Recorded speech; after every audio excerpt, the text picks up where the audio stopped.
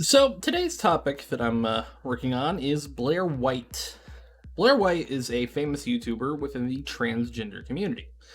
I've seen her content before around on the whole internet. I feel like a lot of us have. I've seen her Onision stuff. I've seen her Jesky and Eve stuff like that. She's very famous for interacting with nutsos and generally being kind of more right-leaning than most YouTubers and talking about transgendered politics. I have no stake in that. I not one to talk. I don't know much about transgenderism. There was seemingly more on like the right, leaning side of YouTube than other trans commentators like ContraPoints and people like that. I'm not here to get into that. What I'm here to get into is two things the last year that Blaire has done has rubbed me the entirely wrong way. That deserves sheer criticism, and it surprises me that she's done it she didn't do the first thing in the first place. I'm surprised by that. Then what she did the second time, that's just really fucking embarrassing. Now, the first topic I want to talk about is her interactions with a YouTube creator and, admittedly, friend of the channel, Tamimi. Tamimi made a video about Jeffree Star's interactions with Davi Vanity. If you don't know who Davi Vanity is, be glad. Davi Vanity's a fucking nutjob. But she made a video, put it out online, and then, I believe a few days later, I don't know the exact date, but it should be on screen if I find it. A few days later, Blaire White made a video about Davi Vanity. And in that, she brought up something that, admittedly, I didn't find first time, because when I made my video, I didn't find the other tweets. But in her video, she made the point that Jeffree Star called Davi out and said, oh, you're a pedophile, fuck you, and all that. What I didn't know at the time was that a year later or so, he actually ended up turncoating and going back to being friends with him. I didn't know that when I made my original video, and I still regret that, and I wish I had done more research, but to be fair to me, there was more of one than the other when you were looking into it. I couldn't find that until a couple months later when I started researching it again for the Jeffree Star video that I did. It was more prominent then. In Tamimi's video, she made it pretty early on clear about all of that, including those DMs, including all that stuff. We saw Davi bringing underage girls to his hotel rooms and doing things, 100% illegal. I no longer support Blood on the Dance Floor music and how disgusting Davi is. Get ready. Blood on the Dance Floor, Jeffree Star, we're back. We all get over the past. Everything with Blood on the Dance Floor music and I is great. Stop the negativity and smile. Love my brother Blood on the Dance Floor music. His new album is out next week. Everyone better be getting it. If you support him, you're supporting child. This is so funny to me. Everyone better be getting it. And later, in Blaire White's video, a clip used right after some of the talking point that Tamimi made was shown. In fact, I'll actually play this clip from her video. Accusations, proven accusations against Davi Vanity go back as early as 2010. In fact, Jeffree Star, who a lot of you guys know and trust, called him out on Twitter in a very direct way. Here are the tweets. About Davi, Jeffree says, "I'm gonna speak the truth till I die. We saw Davi bring underage girls to his hotel room and do sexual things, 100% illegal." And this is after touring together, doing music together. I personally went to a couple of these tours when I was a kid, probably 15 years old. And Jeffree says, "I no longer support Davi Vanity and how disgusting he is. Touching and enjoying attention is evil. Off, sicko. Being on tour with a child has made me see the truth. I regret ever doing a song with that pig. Rest in peace, because you'll never be me. If you support that piece of then unfollow me because you're supporting child molestation. Davi is the lowest, worthless scum I've ever met." Now listen. She used some of my clips in her video, and I could tell this specifically from the music I've used. This just disgusting. We're gonna go to a charity supporting art. I've got some new music coming your way. I know a charity supporting art. The first charity that we're going to be helping out is an organization called Swan. And also from the pictures that I personally edited out so that way my video wouldn't get buried in the algorithm. Pretty evident that Blaire had used Tamimi's video as a base for her video. And that's fine. That's, you can do that. There's nothing wrong with that. I've done that with a couple of videos I've made just because the community around a lot of us is kind of incestuous when it comes to content and content sharing. I believe that it was fine. It was In fact, even kind of normal for her to use content like that. I do it too. But the problem is, Blaire had left out context. And context is king. When the full evidence isn't out there, sure, you can kind of use what you got, kind of work with it. But everyone had kind of known that Jeffree Star was a fucking snake back then. Instead, Blaire decided to go on a rant against Tamimi and multiple other creators, including people who commented on the situation, and went on a blocking spree called Tamimi a clout chaser, which is kind of the shit Onision fucking does. You know, that alone, that situation, flipping out on a smaller content creator, because yeah, I mean, shit. Even at the time, where I believe Blaire was at like 500,000, yeah, Tamimi is a smaller channel.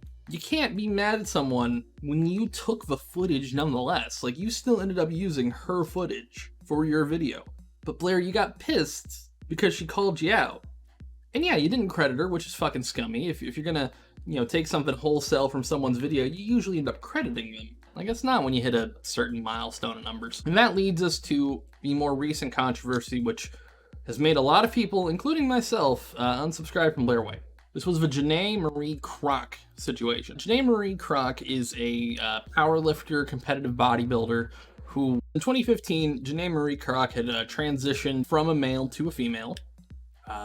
Is going through, you know, feminization surgery, estrogen therapy, all that. They still bodybuild, they still powerlift. You know what, tell you what, we'll play this clip from the Blaire White video and just let it go through a little bit. How about that? A lot more people that supported me than I expected, especially some of the big name lifters and people that were very well respected in the sport, and that was really nice to see. But the fan base, there were a lot of people that were very upset about it. Okay. So, disclaimer, I have no hatred in my heart for Janae. I think Janae seems like a really nice person and obviously is an amazing athlete. I mean, trans aside, anything else that's a part of the story aside, you cannot deny that that is some amazing bodybuilding. Like, that's crazy. Like, who looks like that? Like, no one looks like that. And I'm not trying to make fun of her appearance. I know people will just run to that because people like to just say I'm a big old meanie rather than addressing any of my points, but I'm really not making fun of her appearance. I mean, I think that obviously her appearance is outlandish, and I think that even she would admit that, because how could she not? But that's not the point. The bigger point is...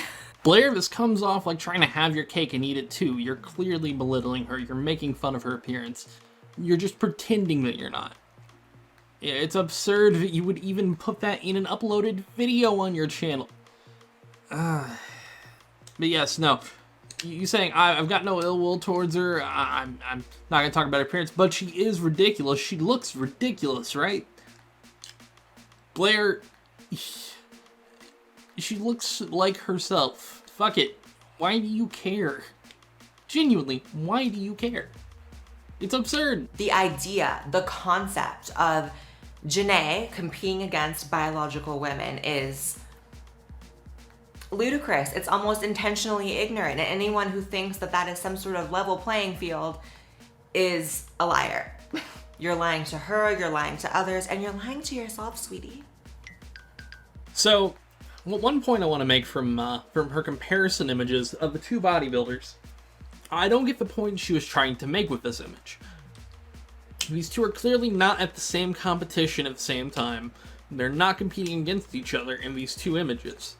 Why is Janae on the left with the woman on the right and not at the same competition? That should have been your first big question on why you're making the video. You've wasted your own time and my time by making me ponder this. The idea that Janae, who transitioned well into her adulthood and developed completely male, can now compete against women is bad. It's a bad idea. It's a failed idea. I mean, the audacity of anyone to pretend or insist that there are no very obvious benefits that Janae, as someone who developed completely male well into her adulthood, would enjoy when competing against people who did not develop male is insanity. And something we don't often see is that Janae actually went back post-transition and competing against men just because, I guess. Like, it was kind of like, she's gone back and forth competing with men and women based on I don't know what. I mean, that's just a dick move. No pun intended. Okay, pun intended, but I'm a fucking tranny, so I can make that pun. Anyways. Well, Blaire, that's the intriguing thing. One, I obviously cannot speak to the trans athletes in sports thing. I'm not transgender. I don't really have a stake in this fight. However, Blaire, you Literally, in that fucking post that you put on there, that Instagram story, Janae explains that she doesn't ever want to do, like, bodybuilding a female, wants to bodybuild in the male area, which is perfectly within Janae's rights. I don't see that as a bad thing. It was literally in the same fucking post. You could have scrolled down through the Instagram post and read this. Janae has never went in women's tournaments. That's legitimately false. And the fact that you couldn't do the kind of research that, I think it was 6 minutes in Googling, that I did to figure this out is so fucking stupid. There's a fucking documentary, there's so many different things you can watch and read that would give you the information. You did little to no research, and that's incredibly fucking shameful. And Blaire, you're charismatic. That is a positive thing for you. But fucking up like this in this instance, in this case, and the way you did it, is fucking embarrassing. It was such little research that I did it on my phone on a break at work. That was less than 10 minutes. Like, it took me less than 10 minutes to find a lot of information on Janae. The fact that you couldn't find this is, one, embarrassing for your record and your track and your history, and two, fucking shameful. It is fucking shameful that you didn't find this. A very important point that I see almost no one ever making online, and these are conversations that you guys know I follow very closely online in the discourse. I never see anyone making the point that, like, the age at which someone transitions matters a lot when it comes to should they be on a certain team when they're playing sports.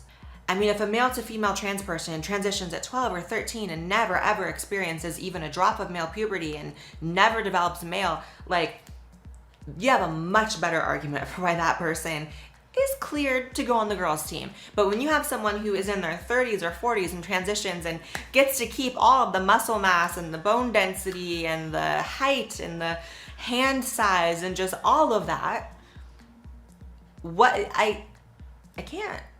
Let's just list off some facts, rapid fire style here. Biologically speaking, male athletes average 4 to 12% body mass. Females average 12 to 23, so double. Males have longer limbs and more bone density, thicker bones, and this is important to note because hormones, no matter the age you take them, do not reverse the development of your bone structure. Once you have it for life. Doesn't matter how long you're on hormones post that. If you have it, you have it. It does not reverse it. It does not change it. That does not give you wider hips in terms of bones. It does not make you shorter. None of that. And I've seen some trans women on Twitter and stuff say that they went on hormones and, like, instantly, like, lost, like, 6 inches of height. Girl. Again, while I have no personal stake in this when it comes to whether younger kids transitioning makes it better or not, that's neither here nor there. I would like to actually point out the fact that Janae herself, after 18 months of estrogen, the performance was reduced. Originally, Janae, pre-transition, could do like 25 reps with 225 pounds, 300 pounds, 13 repetitions, both, just all that. And the 300 by 13 claim was verified at, like, you know, the Arnold Schwarzenegger Sports Festival. But in 2017, after 18 months on estrogen, Crocs' performance had reduced down to 210 pounds for 10 repetitions and deadlifting 605 pounds.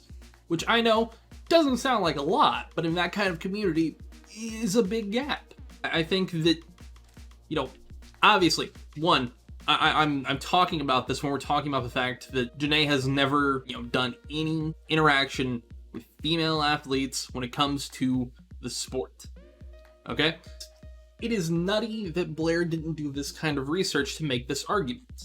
If this argument was made for someone else who was, you know, let's say Janae's age. Janae's 47 and transitioned. Okay, you could make that argument. Sure. Is it necessarily a good argument? I don't think so. I think that it's a flawed argument for what it is.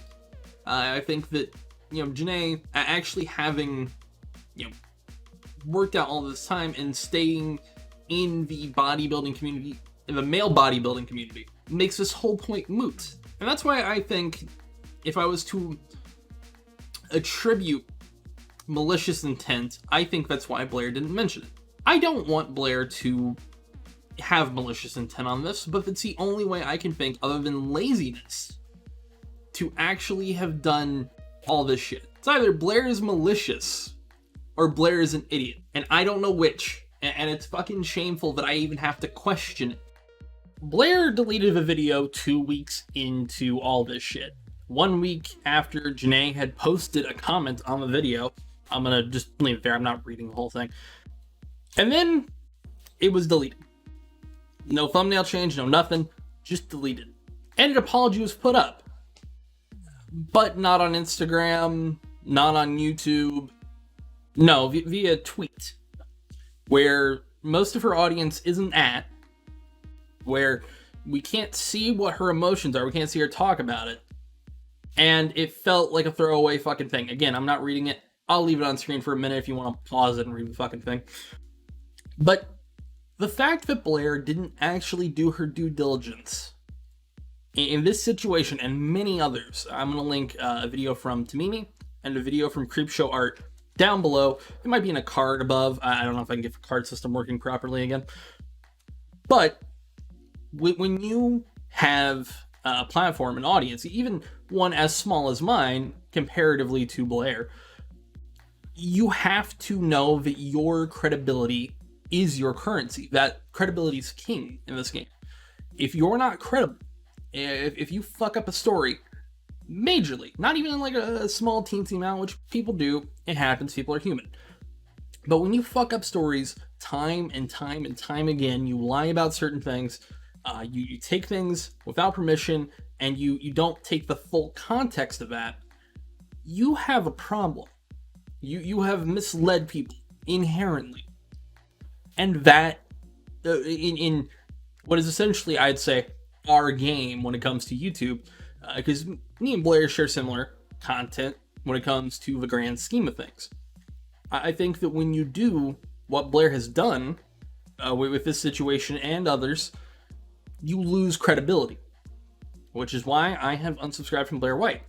I'm not going to ask any person in my audience to do so. That is not I can't control people. But I feel like Blaire needs to accept criticism and understand that she fucked up here. She fucked up here hard, and it's fucking shameful.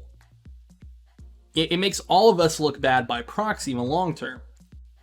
And it makes her look bad as a trans individual who essentially, in my eyes, slandered another trans woman. That's the only way I can really take this situation. But with that, I don't really have anything else to say. I wish Blaire the best. I really do. I don't think Blaire is an awful person, necessarily. But I think Blaire is either intentionally, which would be disappointing, or unintentionally leaving out a lot of shit in her videos. And it's important. Because that gives people like Jessica Yaniv, that gives people like Onision this target for her, trying to make her look fully incredible with those videos. I think Blaire White did really good with the Yaniv and Onision videos. And it's sad that I have to be this upset. With that, though, I'm going to roll off to our Patreon outro, which, if you want, go down below. There's a link. It'll be on the end card as well. Go to the Patreon. You can see videos a couple days early. Anyways, with that, I bid you adieu to the Patreon outro edits.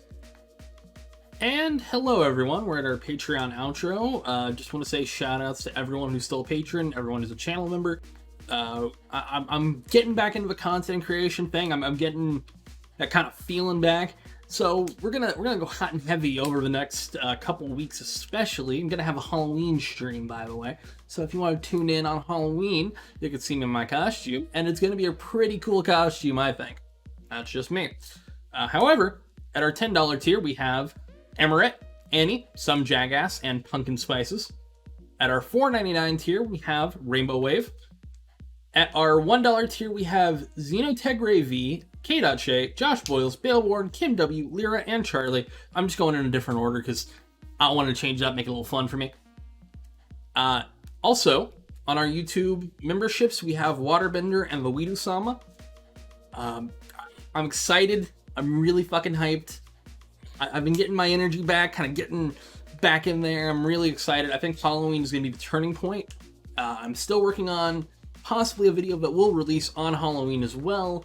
And then after that, I've got the Stadia review thing, which I'm going to go through a lot of points. I've been writing it for the last month, working on it, getting footage, all that kind of shit. So that's in the pipeline going down.